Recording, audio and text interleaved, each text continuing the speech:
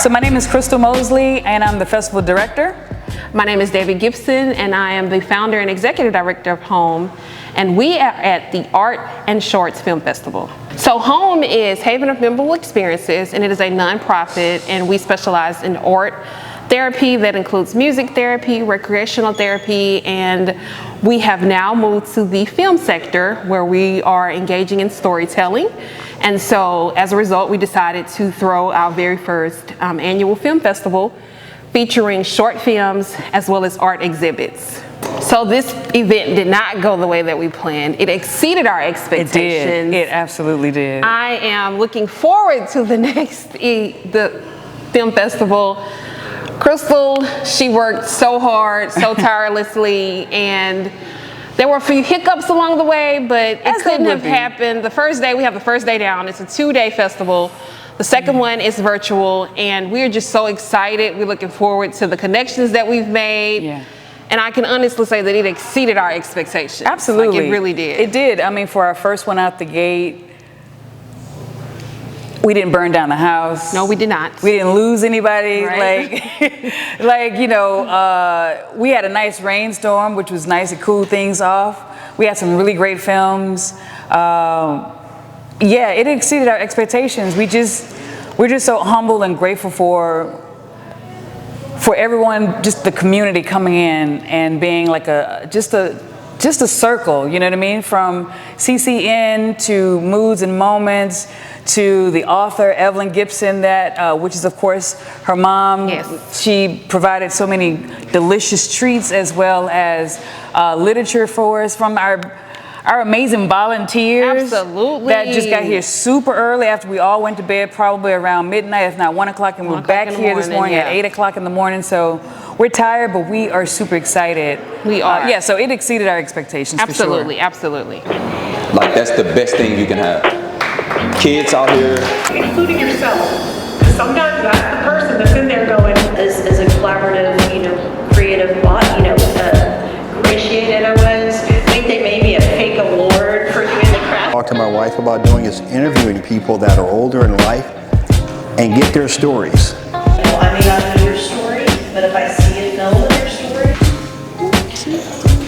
say cheese. Awesome. Hello to all the authors, the poets, and everybody in the book writing world. My name is Evelyn Gibson, and I'm happy for the opportunity today to talk about my books that I have self-published. And I want to introduce this first book. It's called Poetic Endeavors, because I do enjoy poetry. I have been writing for a long, long time. Ever since grade school, I enjoyed writing. I have enjoyed poetry, and I've always looked for the opportunity to write books. So this is the first book. It's Poetic Endeavors. It has 30 poems in here, one for each day of the month.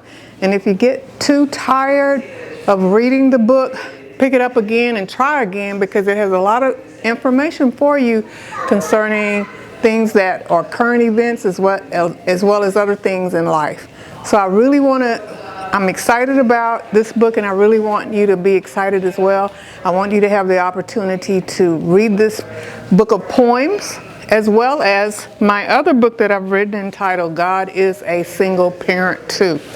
This book I republished in 2016, and it talks about the challenges of being a single parent female here in America, as well as what it takes to hang in there, have the resilience to weather the storms of life, and take care of your children in the process. Because today I'm at the event for the film festival here in Houston, and most of the children that are speaking today, that are being honored today, are in foster care. So God is a Single Parent Too addresses the challenges facing single parents, whether in foster care or in single parent homes, where you have the opportunity to shape the future for that child for the rest of their lives. So I'm happy about both books, and I want you to get the opportunity to read them. Both of them are on Amazon. Both are also on bookbaby.com. You can also visit my website, which is called prolificpenmanship.com. You can go to that website and look at all the information concerning these books. And I want you to go out and order them. I want you to pay the websites a visit and really learn about the information obtained in these books. Happy reading to everybody, and thank you for the opportunity to share this information with you on today. Welcome back. We have Dylan. Dylan. How old are you, Dylan? I'm like 12 years old. I'm almost about to be 12 this year. 13, my bad. Okay, I see you are grown, very grown. And you're an artist, I see? Yeah, I'm really interested in art. I've been an artist like up to like 8, 9, or 7 years. I'm not quite sure. Okay, so your whole life almost. That's pretty amazing. And then how did you get here, Dylan? You know, like here, like the showing off my art. Yes, sir. Oh, yeah. No, when I was home, my mom got home and told me, "Oh, hey, my friend Miss Debbie's gonna be holding up this whole art festival." And oh, yeah, sweet. I'd like. Jonah said, "Oh, where gets to win like $500." I said, "Oh, bet, man. Yeah, sure. I'd love to do that." So now we're here. Okay, beautiful, Dylan. Beautiful, Dylan. Thank you for your time, Dylan. Yeah. All right.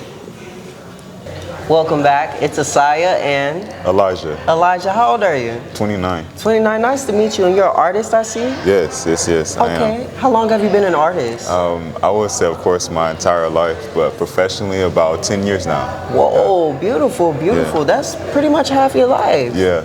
Okay, and how did you get here? Actually, I'm familiar with the person that runs this event, Crystal, as well as Debbie too. And yeah, I've known them for, of course, a long time, pretty much my family. And they do a lot of artwork and allow me to do stuff. So anytime they call me, it's a yes. Okay, got some connectional ties, I see. Hope to see your stuff in the museum. Yeah. Last question for you. What inspires some of your artwork? Honestly, this community, my neighborhood. I'm from this area, 2nd Ward, 3rd Ward. So anytime I get a chance to make artwork for myself, I'm a teacher as well as for my students. So I teach a lot of different disciplines when it comes to art. And so yeah, that's really what inspires the people around me and getting a chance to just talk about what I do and connect with people. So okay, man. That's it. That is such a beautiful thing. I'm very proud of you. And it's good to hear that other black men are doing such things. Yeah. So I appreciate you and commend you. So thank you. Thank you so much for your time. Of course. We're here with Jamisha. Jamisha, what's your first and last name? Jamisha Curtis. Jamisha Curtis, and you're part of the home program, correct? Yes, ma'am. Tell me a little bit about what we talked about earlier about how you met Debbie in the home and why it's been a pivotal part of your life. I met Miss Debbie probably 12 years ago. She was placing me in former foster homes. Over that time, she helped me with challenges that I had.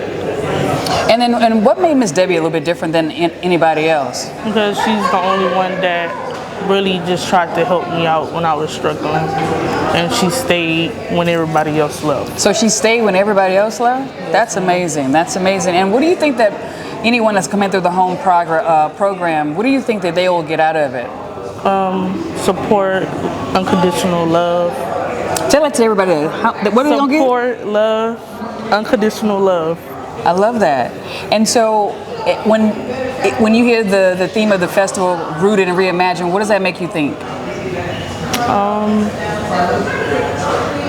Just support and just coming together as a family and having like your own community and village. Yeah. Awesome, fantastic. Is there anything that you would want to tell anybody that besides how has art therapy and music therapy helped you?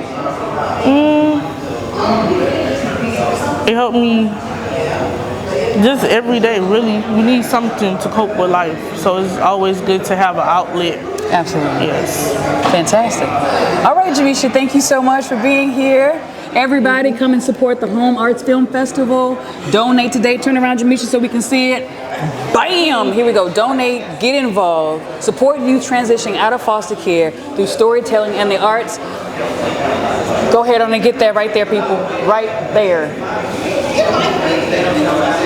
I would say that my takeaway would be just how beautiful storytelling can be. And people tell their stories in fascinating ways, and it really do allow us to connect with one another. Even if it's not something that I experienced, I heard one of the filmmakers say that today, just because of your story and the way that you told it, I feel connected to you in such a special way that I didn't before. So that was a huge takeaway for me, like just how magnificent and how enjoyable and how connecting filmmaking, storytelling just can be. Absolutely, and I think I have to dovetail off of that and say that as a filmmaker myself, and I have a documentary that I'm working on, as well as a number of other projects, that it just always warms my heart when people can come together around community. And when I say community, I mean around storytelling, because we're storytellers when we have conversations, we're storytellers when we're on the phone, we're storytellers when we're listening to the radio and that's being fed back to us. We were born to be storytellers, and how we tell that story is really in a unique fashion. And so we gave a platform for those people that wanted to do it. And so our story was, what is home? How do you see it rooted and reimagined? And what they showed today was absolutely fantastic. It was different. We had, subtitles. We had a foreign film that people had to really focus in on and figure out what that story was and how it was reimagined. We had a story about Alzheimer's and how that changed the home lifestyle for one particular filmmaker. We had a number of we had Born Again Reject, which was a twist on a foster care kid coming back with a redemptive kind of strategy to right a wrong. What I got out of it, and what I'm hoping that they'll get out of it, is that home can be any place that you want it to be. Your story will transcend among so many people that you don't know it's going to land on. So our conversation right now, right? We're telling the story about what community looks like when we come together. So yeah, that's kind of how I see it. I agree, and I think my biggest thing that I can leave here, letting everyone know, is that your story deserves to be told, and we look forward to telling it. So. Hold on, but the other thing that I was really excited about, right, is and what a lot of people don't know is that within the foster care system, and maybe they do know, but I don't think they know the extent of it, is that within the LGBTQ community, I as an identifying queer person, it was very important for me to have certain films that were being presented today that represented our stories, and maybe not as an adult, but as a young person. And to hear Mar speak earlier today about how loving the community was, and just coming here today, that was his story. And then to have Zay as one of our honorees that's coming through the home program, show him so much love. He's a straight man. He's showing love to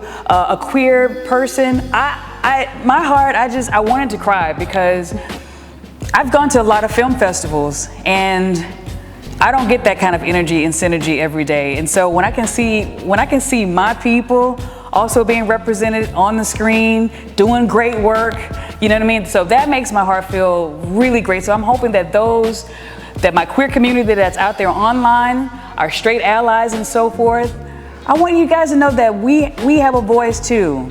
And it may look different, it may look weird to you, but it's not to us. It's our voice, and respect it. So at home, when anybody comes home, that's your safe haven, right? That's your safe haven. And so if you can't come home, then we have a home for you. Yes. We have a home for you. So that's what I hope they get out of it, that they'll always have a home here in Houston. Yes.